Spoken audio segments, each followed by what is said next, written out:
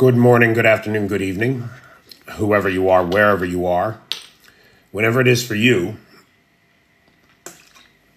For me, it's just past Tuesday on Wednesday, September 11th, 9/11, 2024.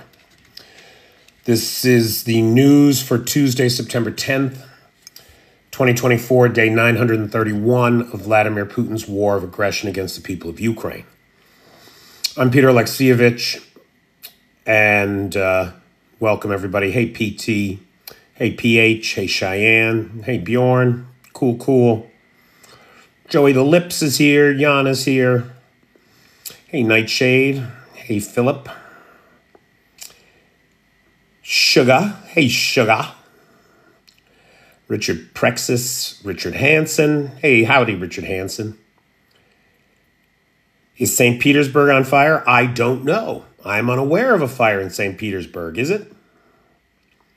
It could be. I sure hope. I mean, last night it was a hell of a night in Moscow, boy.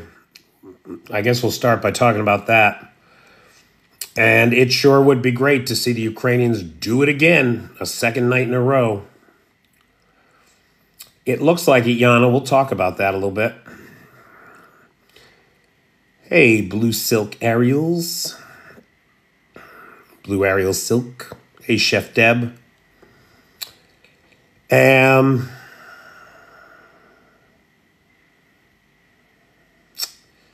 Shoot, I forgot to do that. Hold on for one second.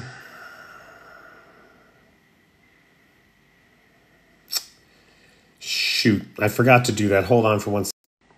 Sorry, I'm back. Is everybody here? So I do want to thank everybody that participated in the Bugga Mahone. I forgot to check who the sponsors of tonight's live were. And it's our dear friend Marilyn Fuller. Thank you, Marilyn M. Fuller. And Robert Petruzio. Thank you, Robert. And these guys were key to the Odessa trip last week, which I really appreciated. So last night, let's start with last night's missile and drone attack against Ukraine. It was a pretty standard evening. The Russians sent 3 missiles and 46 drones. Ukrainian armed forces shot down 2 of the missiles.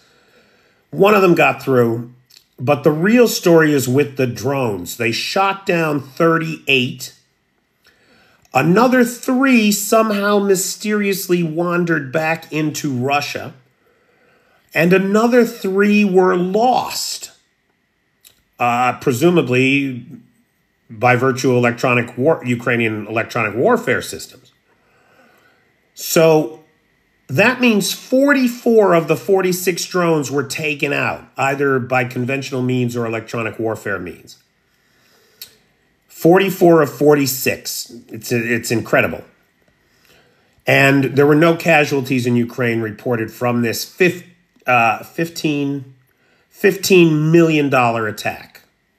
Is that right? That seems low. That seems very low. I might have misplaced a decimal point when I did this math before. I'm not sure. But at any rate, costly for no effects. Meanwhile, the Ukrainians, for their part, struck Russia with a minimum of, we believe, 144 drones. This was a massive, the biggest drone strike against the Russian Federation since the beginning of the war. And it demonstrates, it sent a message to the Muscovites that war is not a spectator sport.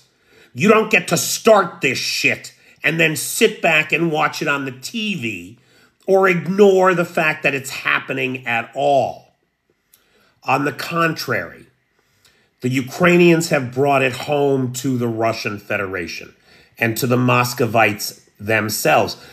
There are reports of drone attacks last night on Moscow and 9 other provinces or oblasts inside of Russia. The effects of this included all the airports around Moscow being closed today. You know, it does piss me off that you can't get a plane into or out of this country. That you got to get on a 24-hour bus ride to Warsaw to get a plane. Airline travel is one of the great luxuries and conveniences of modern life.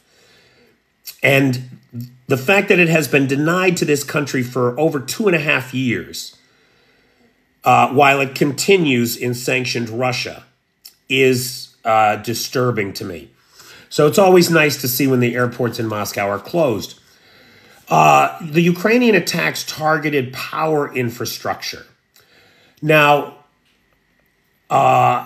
these attacks, according to Russia, resulted in 144 drones shot down. Now, again, you can't trust the Russian numbers very much, but I'll go over them. If it's true that they shot down 144, how many got through? Because there's lots of video on the internet of these things slamming in all over the place. And the Russians, for their part, claim that they shot down 20 drones over Moscow. They shot down 8 over Belgorod, 7 over Kaluga, 5 over Voronezh, 1 over Oriol. In Kursk, another 14. In Lipetsk, another 4. In Tula, another 13. And finally, over Bryansk, 72 drones. That's what the Russians claim they shot down. Now, if that's all true, and given all the video of everything that hit, how many drones did the Ukrainians send? We don't know. But it could have been somewhere in the neighborhood of 200. There's lots of damage across Russia, but we don't have good or validated damage assessments.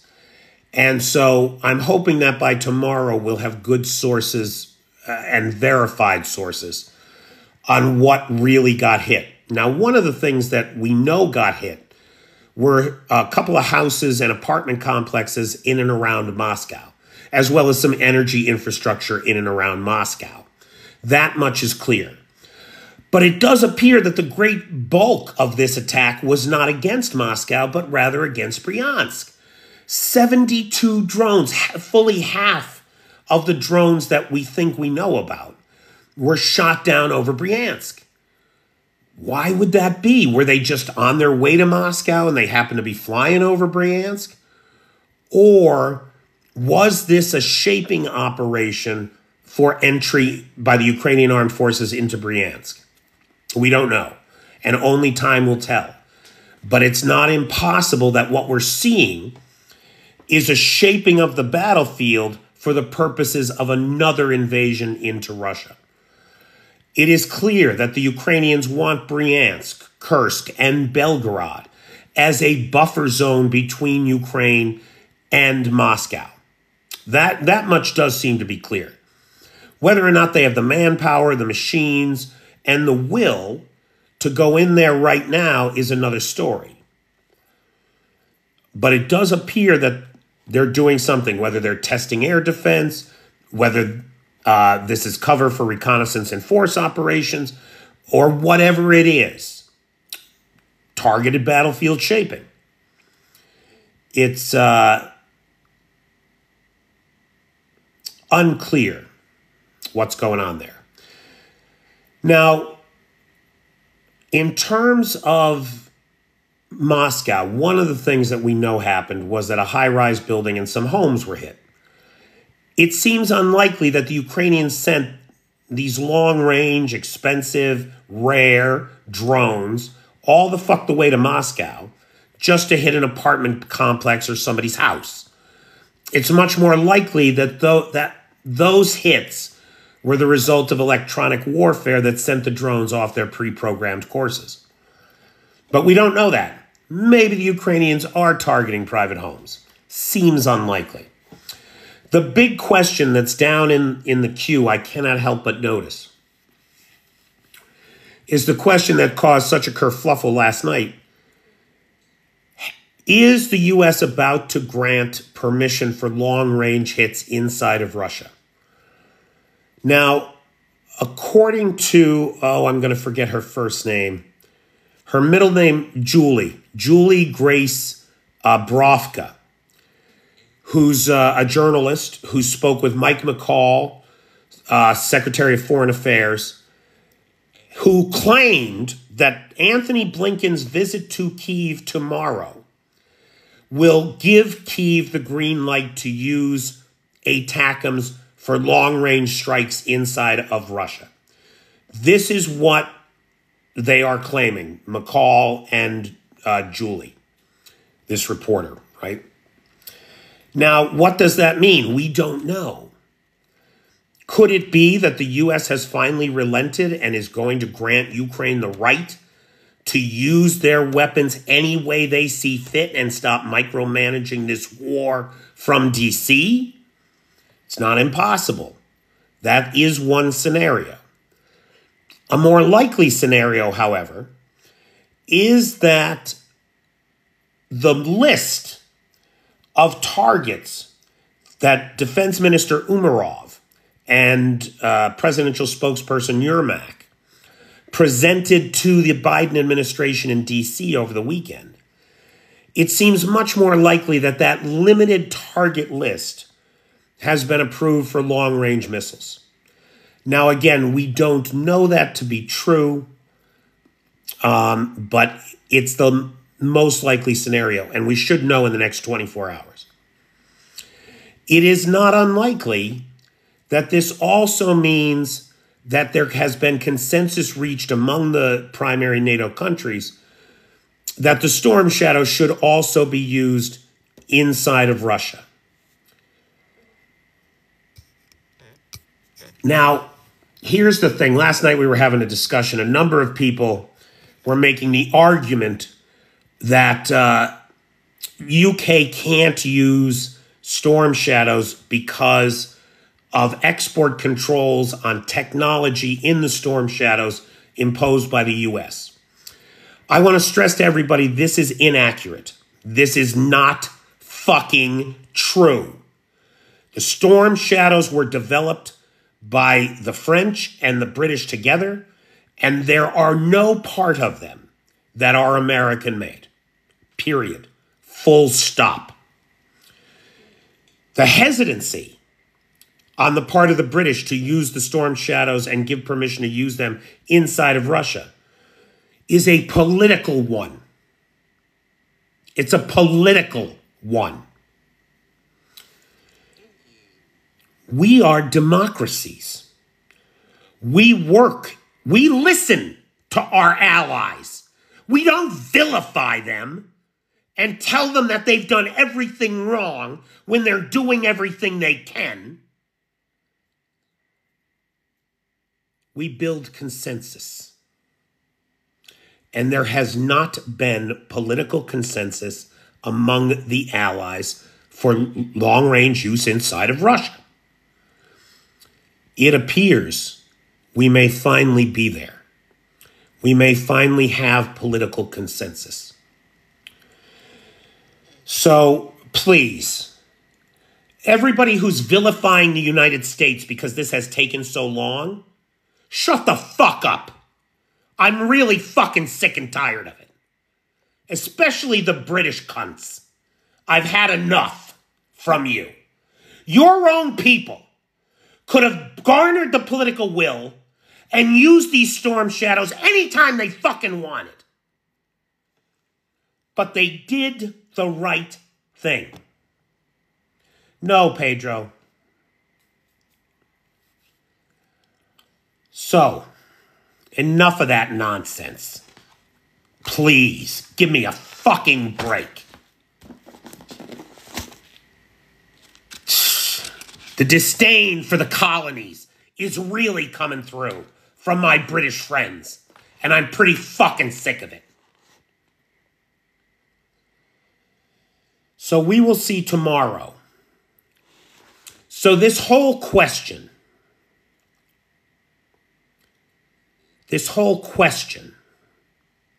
right, they don't want to go alone politically, Russell. Exactly. And that's okay. But stop making it all the U.S. I'm tired of it. And it's what Russia wants. Don't you fucking get it? You thick-headed fucking cunts in Great Britain. It's what Russia wants. It wants us at each other's throats. Enough. Enough. Fucking enough. With your bullshit. I saw your notes today, Anthony Tommy Tom. Give me a fucking break. Anyway. We work together or it doesn't work. That's the mistake the Russians have made. They try to go it alone. Do everything by themselves. That's the path of dictatorship and authoritarianism. Unilateral. This is my thing. And I'm doing. No. The nature of democracy is difficult. You have to listen to people you don't want to listen to. You have to work with people who you disagree with. You have to build consensus. And you have to remember who your fucking friends are. And not piss all over them. And Yorkshire tea, I get it. My government hasn't been doing what I want. So what have we been doing on this channel? We've had a letter writing campaign to Congress, the Senate, and the White House, asking for long-range use. We've had a call-in campaign. Vanetta is posting the number to the White House every fucking day and encouraging people to call the White House and say, let the Ukrainians use the ATACMS how they want. We here, who are Americans, have been very focused on talking to our government and building that consensus. While all of my British friends seem to be very intent on tearing down the U.S. government rather than doing the same to their own, who has held the same position. It's ridiculous. David Fraser, last night, who spread a lot of filth and nonsense on this channel, is not man enough to come on here and admit he was mistaken and to have these discussions. So, what are you going to do? Somebody plays the child and blocks you. There's nothing to be done. You wash your hands of them and move on. Now, we don't know yet whether or not this Julie and Mike McCall are accurate or have the right information.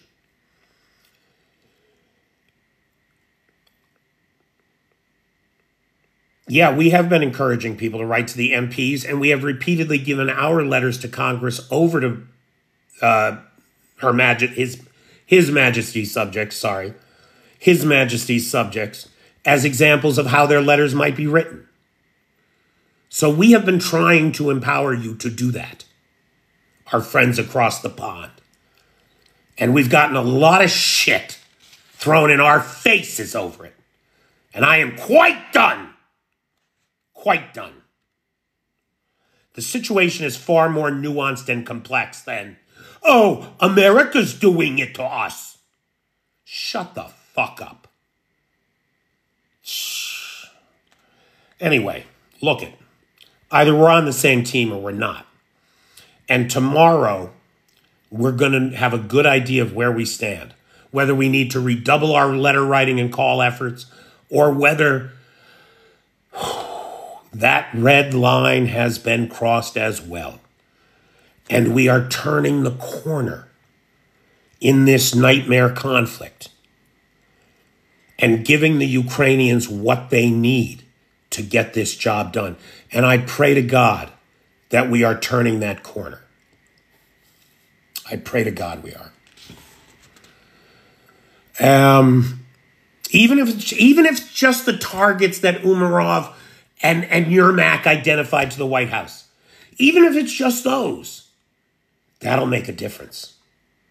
That will change the behavior of the enemy. It will force their hand. It will force a change on them. Okay. What else we got?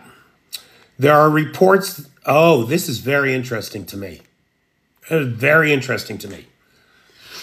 We're getting reports now that Russian forces are now hiding from reconnaissance drones rather than engaging them, because they have learned that engaging those drones is a death sentence.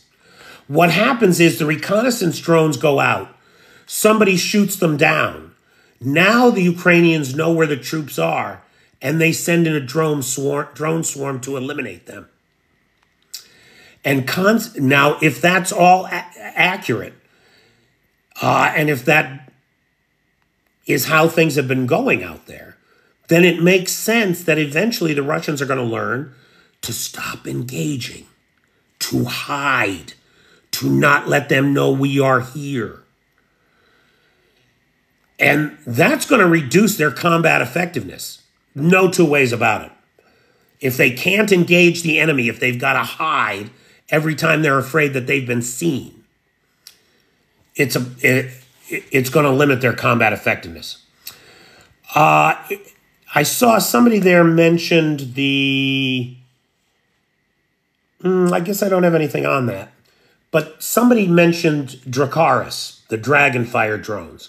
We now have evidence. Last week it was just 2 videos, right? For all we know, the Ukrainians only had 2 of them, and it was an interesting battlefield experiment, pardon me. Pardon me.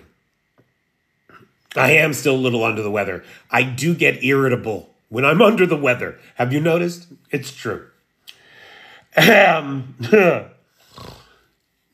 David Frazier's still a cunt and can fucking suck my dick with his bullshit. Anyway, what a child. What kind of a Scotsman doesn't stay and fight, but blocks you like an ignorant child? I'm so mad about that. Ugh. Ridiculous. Anyway, on the subject of the Dragonfire drones, last week we had video of 2 of them. This week we have video of 10 of them.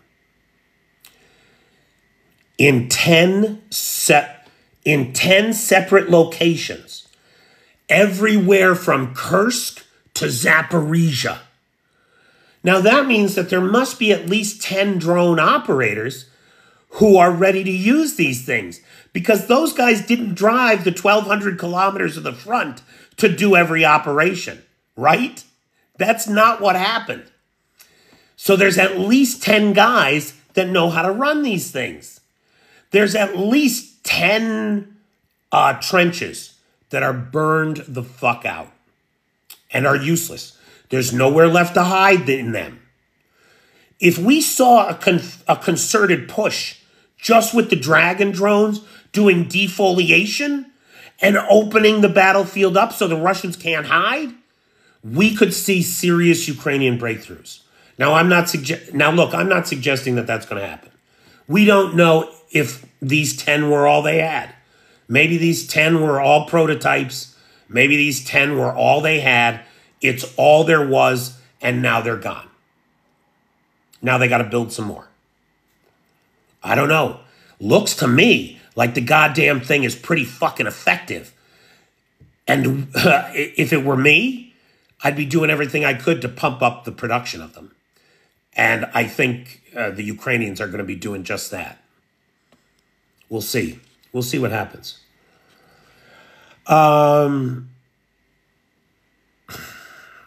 In terms of innovation, the Ukrainians cannot be beat. There is a unit called Honey Badger that is now using robot dogs on the front line for reconnaissance. Now, these are not the Boston Dynamics ones, but they look just like them. These are made by a company called Brit Alliance.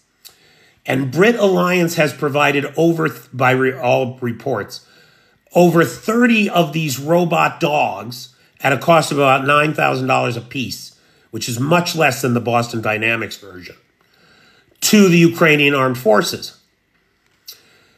These dogs, these robot dogs, can be used not just for reconnaissance, but for running supplies, ammo, grenades, etc., to troops in the trenches or to difficult places where other troops cannot reach them by normal means. The rate and pace of innovation on the Ukrainian side is really unparalleled since World War I. We haven't seen this kind of dramatic shift in what is possible on the front line since the introduction of the tank in World War I. Biden has sent the secret plan to Congress of the Ukrainian war strategy. Again, Congress is in receipt of the secret plan to win the war in Ukraine. I do love democracy. God, I do love it. And I love a transparent government. But when it's on the front page of every paper that the secret plan is in the hands of Congress, you do have to kind of shake your head a little bit. It reminds me of when Congress approved the secret plan to assassinate Saddam Hussein. It's not much of a secret, is it?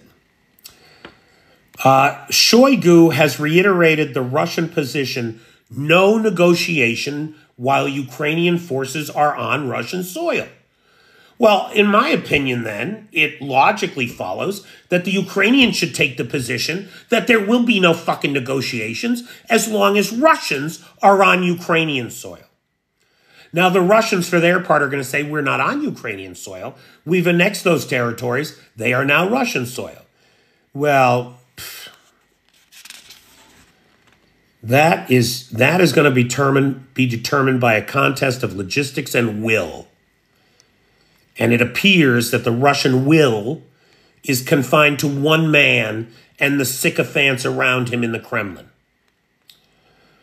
Russia continues to obliterate their own towns, forests, and infrastructure with FAB glide bombs in Kursk.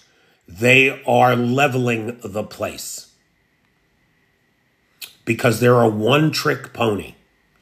They can only do inside their own borders what they did in Grozny in '99, what they've been doing in Syria since 2008, what they've done in the Donbass and the east of Ukraine. It is a scorched earth policy, and they are leveling their own towns. Another GOP government shutdown? No, I don't believe the maggots have that kind of power anymore. I don't think so. I'll be very surprised if that happens, Chef Deb, because the only people interested in a government shutdown are people who are not interested in the good of the country. And that's confined to the maggots. And they no longer have a majority in either house of Congress. So it seems highly unlikely to me that the government is going to shut down. Now, Mike Johnson, he is a slippery sumbitch. So we will see. Johnson has introduced a stopgap measure. Thank you, PT. He's done this twice before now, Johnson. The maggots keep trying to do it, and Johnson circumvents them. You got to give him credit. He is a piece of shit. I do not trust him. He clearly does not have the country's interest in mind. These are power plays of his own for his own political gain. Do not trust Mike Johnson under any circumstances. However, he does not seem to want the country to shut down. He has twice now saved us from a government shutdown, and this would be the third time. Blue Ariel Silk says, Johnson does just enough to keep things going, just barely enough. It does appear that that's correct. And there's always an agenda, right? Big Hawk is saying that he's attached a bill to it that the Dems don't want. I wonder what that bill's about. Fund the U.S. until March, he believes. Well, that's something.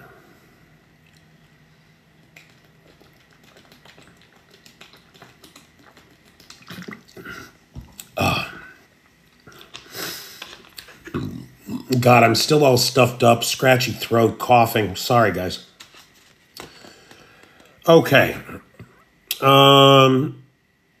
It is funny to me that all of this bullshit about the storm shadows and long-range missiles came to such a personal head last night here. And I'm still angry about it, as you can probably tell. All within maybe 36 hours of the situation being resolved. Because we start pointing the finger and stop listening to each other, instead of working together to make sure that that 36 hours comes and goes in our favor.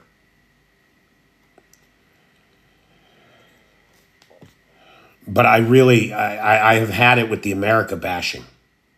I get enough of it from my own people. I do not need it from anybody else. Hey, Eli.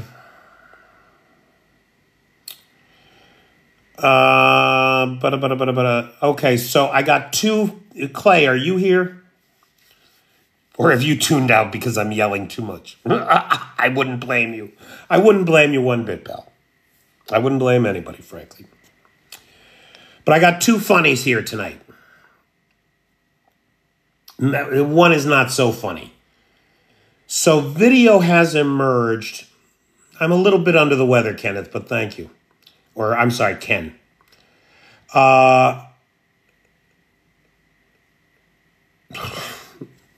Eli, the way they waste time is unreal, isn't it? Okay, so a video has emerged of Russian soldiers who were looting a store apparently in Belgorod, in one of the towns in Belgorod that's being evacuated. And so the Russian soldiers are in there, they're looting the store. Some local family, I think a father, not a mother, but a father and 3 children, come into the store believing it to be open. And the Russian soldier fires shots into the ceiling to frighten them away while they're in the middle of looting the store. Welcome to Russia. I swear to God, you cannot make this shit up. The video's online. Go take a look at it. Meanwhile, also in Belgorod, an army recruitment ad is being taken down because it features a photograph of a Ukrainian soldier. The Ukrainian soldier is helping a civilian child, and it's a great photograph of the caring, humanitarian aid kind of soldiery that Ukraine is famous for. It's a child, I think, in Mariupol. The soldiers trying to save the child. And the Russians use that picture for a Russian army recruitment ad. I swear to God, these people are so incompetent, such liars, so detached from reality or anything that looks like the truth, that they used that photograph on their own Russian recruiting posters. Hey, Chris Carter, how you doing? And saying, yeah, it was a picture either from Mariupol or Irpin where they were evacuating families and children. It is supremely offensive. It's disgusting, isn't it? But you have to laugh, too, at just the ludicrous nature of it. They did use Bonnie and Clyde in one of their ads, PT, They used Bonnie and Clyde, a picture of Clyde kind of holding Bonnie up, and they're both smiling. They used it as a traditional families values campaign. Bonnie and Clyde, traditional family values in Russia. In Russia, traditional family values are not held by you. You hold them. Whatever.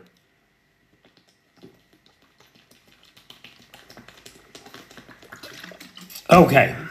Again, I very much want to thank Robert Petruzio and M. Fuller, who are the sponsors of tonight's live. I particularly want to thank the moderator team, the best moderator team on the Tickety Talk, who put up with me every night. Cheyenne, Vanetta, PT, Jay, and Travis. I also want to thank Nightshade, who has the Peter's Peeps public group on the Book of Faces, where these lives get posted every day. If you ever miss one, you can catch them there. And a big thank you to Vanetta Larrett, who through this whole long-range missile red line has consistently made available our email message templates to the public for their use to the Congress, the Senate, and the White House, urging them to take the action that we believe is finally going to be taken tomorrow. Her dedication should not go I don't want to say unrewarded, because I don't have any rewards for you, Vanetta, other than my deep gratitude and ultimate respect. And I think everybody deserves to demonstrate that gratitude and respect to Vanetta for her constancy and effort. Thank you, Vanetta. Okay. Questions, comments, points of observation, or personal need. Anything from anybody about anything. Where are we at? Yorkshire, as far as I know, Blinken gets into town tomorrow and he talks to Zelensky tomorrow. Let's hope so, Eli. That's what we're hoping for.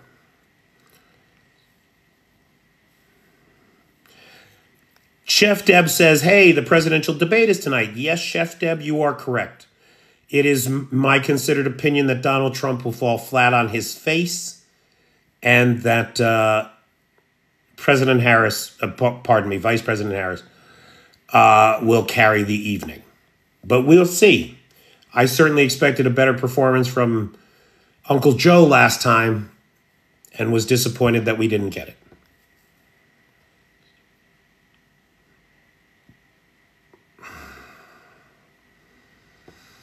I will mention, while you guys, is Iran flying in the drones and rockets or by ship? Walter, as I understand it, for the most part, they're coming in by ship over the Caspian Sea, just like the Iranian ballistic missiles did. Karma for Kamala, Bobby. It's all A's, pal. No E's.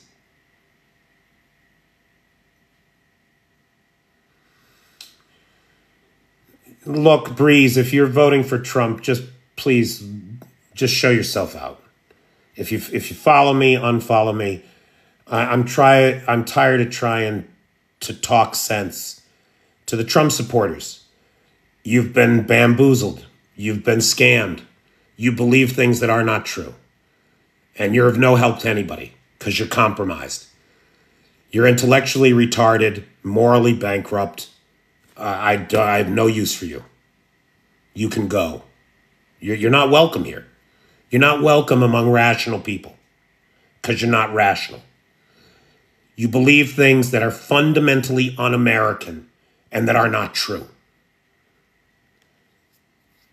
I'm not a Democrat. I don't support the Democrats. I have to because the Republicans have turned completely against the fundamental principles of the United States. But the Democrats are far too conservative for me. Far too conservative for me. Fish from Barney Miller? He was my favorite character on Barney Miller. Do you know that he had his own show? He had a spinoff called Fish. I loved that show. I forget the name of the actress who played his wife. But to me, she was like the ultimate woman. She was the best. I think it was Vogoda. Wasn't it? It was a V, not a B Jedi. Oh, I just got a violation warning for telling the truth. God, this platform.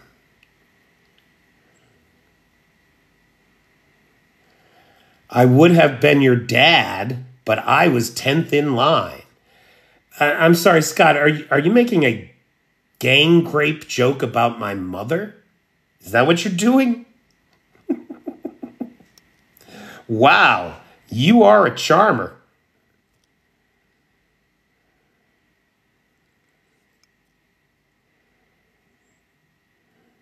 Oh, it could be that. Yeah.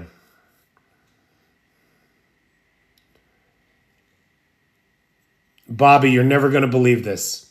Bobby, you're never going to believe this. I have never seen The Godfather. Not one, not two, not three. I have no interest in these gangster movies. I did like Goodfellas. I did enjoy Goodfellas. I do enjoy, what's his name, who I really like, Quentin Tarantino.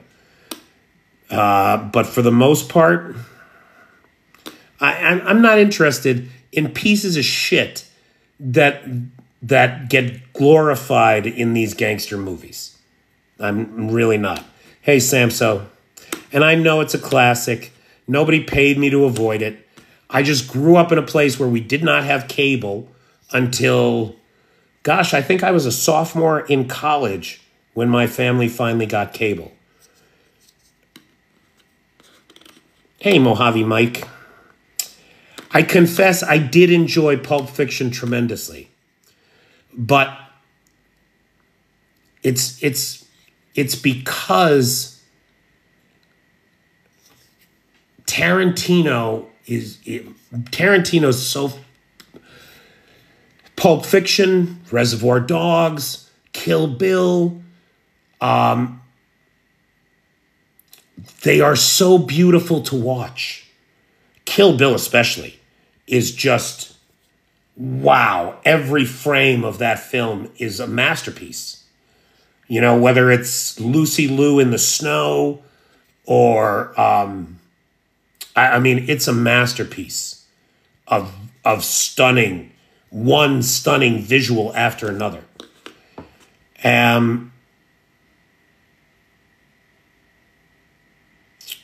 Anyway, let's move back to Ukraine. And Pulp Fiction was just amazing storytelling.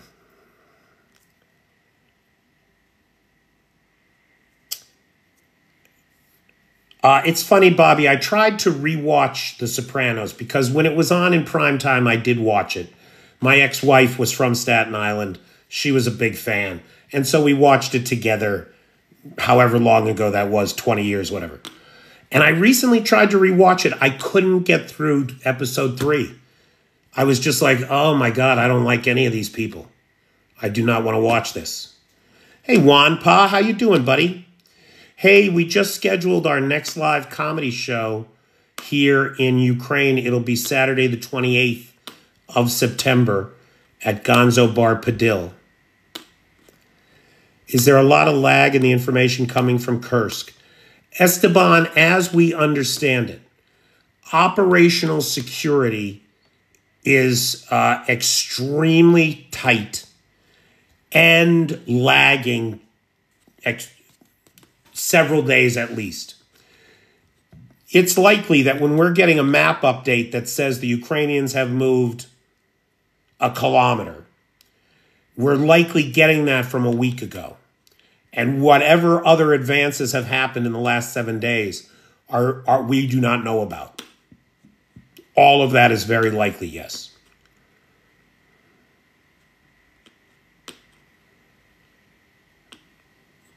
Is that what F1 is? I thought it meant something. I don't know. I see it come up every once in a while, like Eli just did it. But I mean, Eli, that can't do anything. There's no way that can reset anything. What are you anxious about, Bobby? Not the drone attack this morning did not. On a computer, it means, in Windows, it means help. F1 means help, milady. There's no way that typing an F1 into the comments could affect the algorithm. Not that I'm aware of. Where's Jason Willis Starr? Is he here? I heard that the Ukrainian drone force closed the Moscow airport. Not just the Moscow airport, at least half a dozen airports across 4 different oblasts of the Russian Federation. Now, more importantly, I just remembered this seeing Ukrainian drone force. Today, the Rada, the parliament here in Ukraine, passed a bill to authorize the creation of the drone force, which is the unmanned vehicle force of the Ukrainian armed forces, which is a brand new thing. Brand new. I don't know that we even have one in the United States. We don't have that. We got the Army, Air Force, Marines, etc. But not that.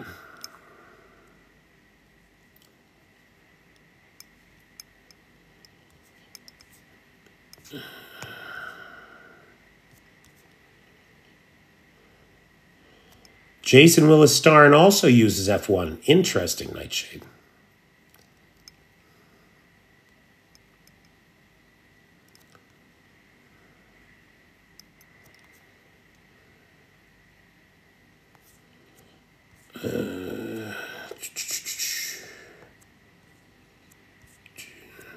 That dragon baby was not, but it was for Ukrainian dragon drones. Was that from you, Sam? So thanks, pal. I saw that baby dragon pop up. Hey, ballerina.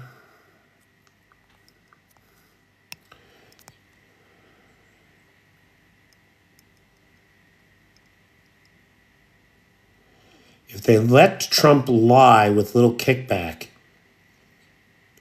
Ah, I see. Did you guys see what he said in Pennsylvania? This is why I no longer have any time for anybody still voting for Trump. Because he said that in schools today, the teachers can decide to take your child away, send them for a sex change operation, and send them home to you a new sex. And the people that vote for him eat this garbage up. They have so little ability to think for themselves that they think that that disgusting lie is true. No, they deserve all the ridicule, everything that they get. They deserve it. They're asking for it. These fucking sheeple. Fuck them.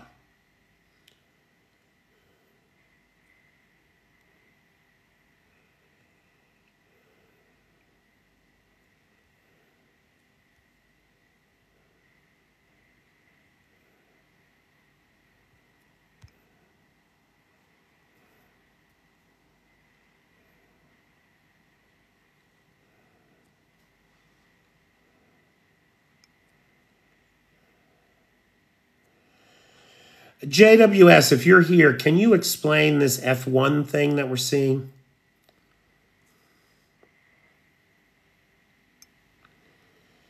Walls drew a crowd of 2,500 in Erie. Hard to get 2,500 people in Erie to agree on anything.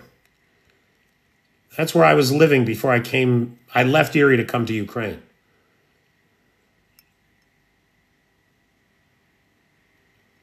Putin is going to go to Turkey? Oh my God, please, please, please go to Turkey. You know, Mongolia was one thing. Mongolia is surrounded on one side by Russia, one side by China. Nobody's intercepting his plane. But Turkey? It's a different story.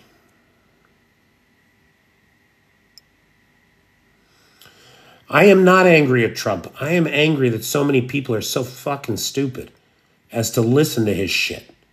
And they made him president? Psst, ridiculous.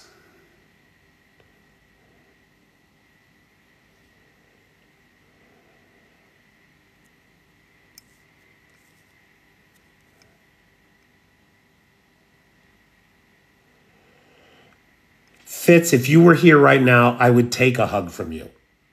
That's not even a joke. And I'd be glad to do it too, you son of a bitch.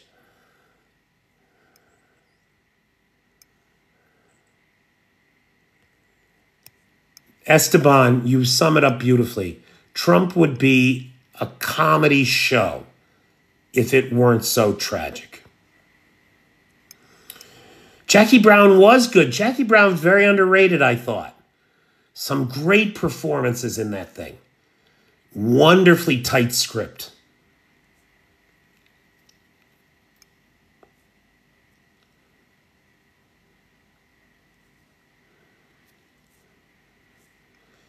Back in Odessa, huh? It's a shame we missed each other, Aunt. I don't know. I don't know if Putin's flying to Turkey. There were two guys from Turkey in the crowd tonight at the comedy club, and they corrected my pronunciation in person. As you guys have often heard me say, Erdogan wants us to call the country Turkey from now on. No more of this turkey. It's not a bird. We're not having it for supper, right? Although, you know, that's an interesting notion. You know, I just thought of this. If Trump does get elected, it'll be the first time in history that the president needs the turkey to pardon him on Thanksgiving.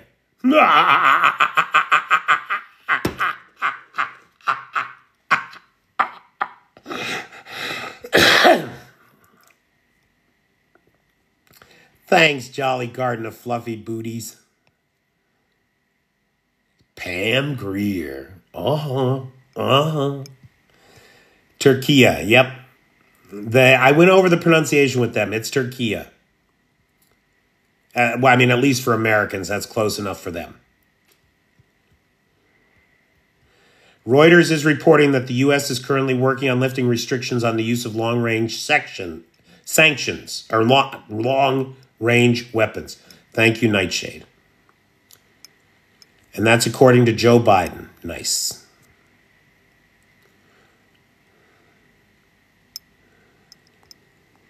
Yeah, you're not wrong there, common sense. Trump is an unserious man that can cause serious damage. Has caused serious damage would be a better way to put that. Well, God knows we've been talking about it on this channel, I mean, almost nonstop for 3 months. I think I need a vacation. It's hard to think you deserve a vacation when you don't feel like you work. Like, I don't really feel like I work. I feel like I'm doing something important that I think that I really genuinely enjoy doing. I want to know what's going on. I want to try to affect the outcome. I want you to help me. I want us to do whatever we can so that the people of Ukraine have the opportunity to chart their own destiny in the world out from under the thumb of the Muscovites. Common sense, I couldn't have said it any better. I am not a Biden fan, but he did pretty good, as much as we all want more from him. He has been a real stand-up guy. He has gotten far more done than I ever expected him to. And he has done right by Ukraine far more than I expected him to be able to do. My expectations for him were very low going in. But I knew anything was better than Trump. Anything. this peach would be a better president than Donald fucking Trump. And it'll be rotted to nothing in 2 days. You know how fast peaches go. I'd still vote for that fucking peach before I'd vote for him. Good night, guys. And we got to stop. We got to stop being nice to these people that openly admit that they respect and love him and think he's a genius.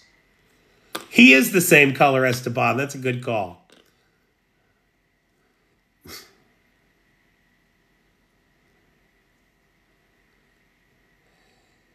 Now our buddy Arn says something interesting. Iranian missile deliveries may be the argument needed for lifting the restrictions.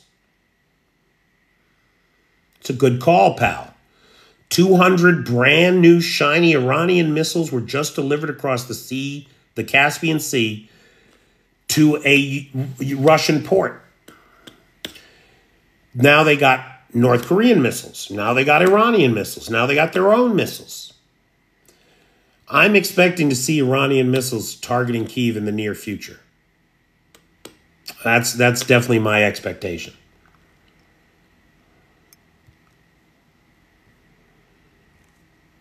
Yeah, Bobby, I don't think you're wrong. Again, I do want to thank our sponsors for tonight's live. Marilyn Fuller, M. Fuller, who I did not see tonight. Hey, Steve Hogan. And Robert Petruzio, who is not just like an Italian-American, Italian by extraction, but is an Italian and does a lot of stitches with my content and translates it into Italian. So I really always appreciate seeing those videos. And I assume that they're of some value to the people of Italy.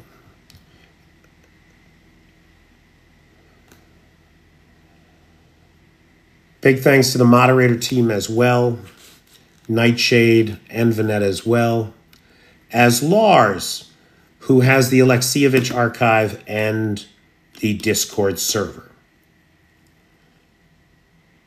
Thank you, Jerry O. Thanks, Mad Mike. Thanks, Chef Deb. It is 1 o'clock here in Kyiv. And just before I sign off, I do want to say, I was disappointed in myself that I didn't get to the beach in Odessa. I did want to try to get a beach day in, and I did not. But I hope that the content that I created was of interest to people. My big takeaway from Odessa is that Odessa is like a lot of this country. It is not beaten up the way that Kharkiv and Kyiv are. The port infrastructure has been badly damaged. There are some sites that are damaged. But in general, it's not beat up like Kharkiv. Hey, Mojave, Mike, thanks. It's not beat up like Kharkiv. It's not beat up like Kyiv. The damage isn't there. It is more vibrant, more active. People spend more time on the streets. There is a greater diversity of population. There are even tourists there. I talked to one Welsh fella who's been going to Odessa for 20 years. And so it's part of his annual pilgrimage, if you will. Kharkiv has it real rough. Kharkiv has it real rough, boy. And yet, despite that, there's an awful lot going on there. A lot of people, 100,000 people have returned. More than that. At least 150,000 people that initially exited the city at the time of the initial full-scale invasion have now returned. And that's huge.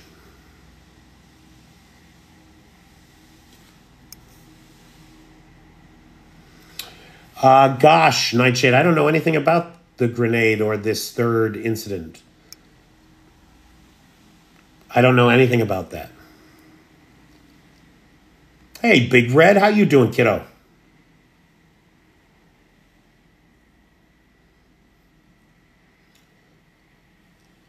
That's why it's so sad when Russia started bombing the city too, yeah. How can you get a warning without me saying anything? Pete, how can you get a warning? How can you get a warning without me saying anything? Fitz, I don't understand that. That's phrased funny or weird or something. I don't get it, man. People returning to Kharkiv was such a great story, too. Not unlike Pokrovsk. Pokrovsk was a success story. A city on the front line that had basically been abandoned by its, 50,000 plus population. And then the front line got pushed back and everybody returned. Kids are playing in the streets again. And now the Russians are within shelling range and are starting to shell the outskirts of the city. Yeah, it's a sin. TikTok did give me... Yeah, they just gave me a strike or a warning or some shit. Oh, making trouble is one of my biggest pastimes. You are not kidding. I don't even know I'm doing it. Like, I just think I'm behaving like a rational person. And the next thing I know, woo. May I speak with you, sir? We have this report.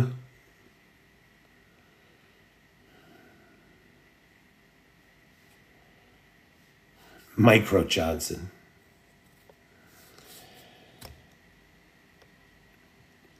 It's that gift of sarcasm, I guess. Okay, good night, Chef Deb. All right, ladies and gentlemen, I really appreciate everybody sticking around for the hour. Thank you.